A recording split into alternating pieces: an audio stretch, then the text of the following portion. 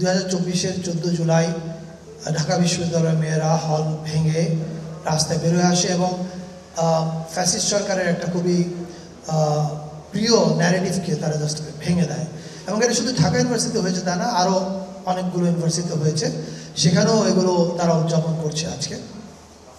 So ওই মেয়েদের যে কন্ট্রিবিউশন, এইটাকে স্যালুট করার জন্য আসলে আমরা আমাদের ফিজিক্যাল ইভেন্টটা জুলাই উইমেন্সডের মধ্য দিয়ে শুরু করা। আমি এখানে একটু কোট করতে চাই, মানে আমি নিজে চাইলে অনেক দার্শনিক লাইন বানাতে পারতাম, কিন্তু আমি মনে করি যে জুলাইতে যে মেয়েরা আন্দোলন করেছিল তাদের একজনের একটা লেখা আমি ধার করতে চাই। সেটা ধার করে বলতে চাই, আমি মনে করি ওর ওই লাইনটার মধ্যেই এই 14 তারিখের স্পিরিটটা আছে। এনইসিউতে পড়ে একটা মেয়ে, ওর নাম নাফসিন। আজকে সকালে দেখলাম যে ও আমাদের জুলাই ইভেন্টটা শেয়ার করে একটা কথা লিখেছে ইংরেজিতে, যার বাংলা অর্থ দাঁড়ায় হচ্ছে এরকম যে 14 জুলাই রাতে একজন আমাদেরকে স্তব্ধ করে দিতে চেয়েছিল, আর তারপর থেকে আমরাই হয়ে উঠলাম জুলাইয়ের কণ্ঠস্বর। এবং আমার মনে হয় যে এই পুরো জুলাই আন্দোলনে মেয়েদের ভূমিকাকে এর চেয়ে সুন্দর এক লাইনে সাম আপ করা আর যায় কিনা আমি জানি না। তো সেইটাকে আমরা কমেমোরেট করবো আজকে সেন্ট্রালি শহীদ মিনারে, আর যেটা বললাম যে সারা দেশে বিভিন্ন ইউনিভার্সিটিতে এই অনুষ্ঠানটা হচ্ছে। সো শহীদ মিনারে যে এই অনুষ্ঠানটা হবে, এটাও কিন্তু by the July women, for July women and men and of July women. এই প্রোগ্রামটার যে পরিকল্পনা হয়েছে, সেই পরিকল্পনার সঙ্গে জুলাই আন্দোলনে সরাসরি যারা জড়িত ছিল যে মেয়েরা, তারাই এটা পরিকল্পনায় অংশ নিয়েছে।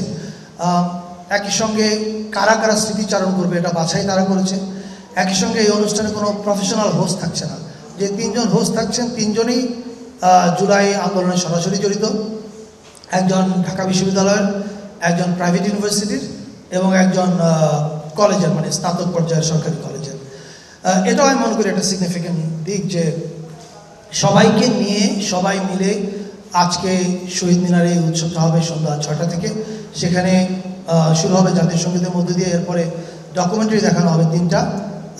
একটা হচ্ছে জুলাই উইমেন, বানিয়েছে another July women Raka Nowshin Nawar.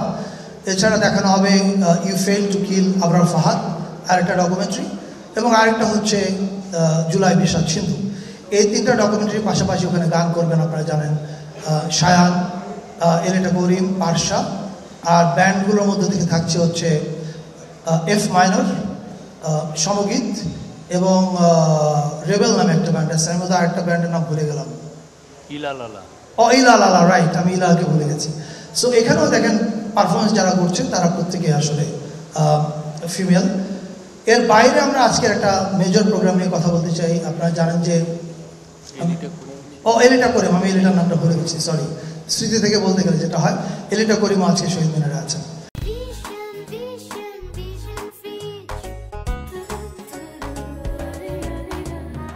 আর এছাড়া আমাদের আরেকটা মেজর প্রোগ্রাম হচ্ছে আজকে নারায়ণগঞ্জে। আপনারা জানেন যে 1 তারিখে যখন আমরা প্রোগ্রাম ডিক্লেয়ার করেছি, সেখানে বলা হয়েছিল যে দেশের 64টা জেলায় জুলাই স্মৃতিস্তম্ভ স্থাপন করা হবে। এটা স্থাপনের কাজ আজকে থেকে শুরু হলো নারায়ণগঞ্জের মধ্য দিয়ে। সেখানে আমাদের 5 জন উপদেষ্টা যাচ্ছেন, আসিফ নজরুল, রিজওয়ানা হাসান, আদিলুর রহমান খান শুভ্র, সিয়ার আবরার এবং আসিফ মাহমুদ। এই 5 জন উপদেষ্টা ওখানে যাওয়াটা একটা বার্তা দেয় যে এটা আসলে আমাদের জন্য খুব সিরিয়াস কাজ।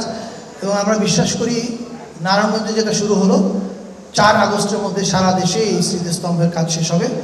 এবং এই স্মৃতিস্তম্ভটা হচ্ছে টেক্সট বেস। আপনারা জানেন যে এবার জুলাইয়ের আন্দোলনে লাইন, টেক্সট, কথা, স্লোগান, কবিতা এগুলো খুব গুরুত্বপূর্ণ ছিল। ওইগুলো দিয়েই এই স্মৃতিস্তম্ভটা তৈরি হচ্ছে।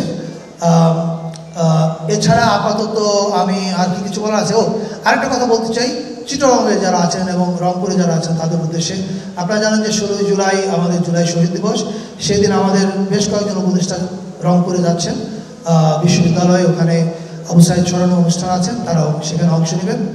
আর চিটাগং স্টেডিয়াম, যেটা কাজীর দেউরিতে শহরের ভিতরে, সেখানে অনেকগুলো ডকুমেন্টারি প্রদর্শনী আছে, কনসার্ট আছে চিটাগংয়ের শিল্পীদের এবং ঢাকার শিল্পীদের নিয়ে, এবং শেষে ওখানে একটা ড্রোন আর্ট ডিসপ্লে আছে। ফলে চিটাগংয়ে যারা আছেন তাদের সবাইকে আগাম বলে রাখলাম যে আপনারা প্রস্তুত থাকেন। 16 তারিখ সকালে আমাদের একটা প্রেস কনফারেন্স হবে, সেখানে ওই 16 তারিখের লাইন আপটা বলা হবে।